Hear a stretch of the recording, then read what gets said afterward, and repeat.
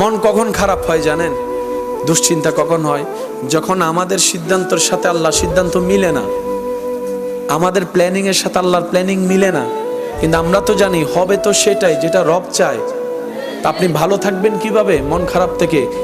সূত্র একটাই, রব যেটাই চাই সেটাই আপনার চাওয়া বানিয়ে ফেলেন, কাজে কাজ হয়ে যাবে, মনও আর খারাপ হওয়ার সুযোগ হবে না। বলেন না সুবহানাল্লাহ।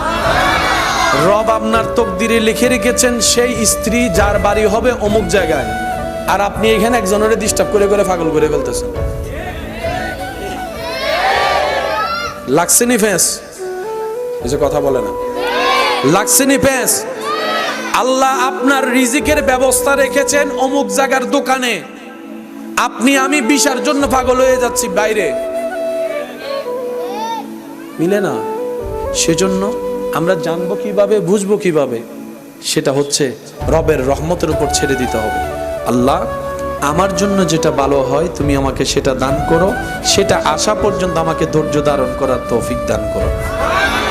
আপনাকে যেতে হবে না, আপনার রবই আপনাকে সে জায়গা পর্যন্ত পৌঁছাই দিবে যেখানে জন্য আপনার জন্য কল্যাণ বরাদ্দ করা হয়েছে। বলেন না সুবহানাল্লাহ।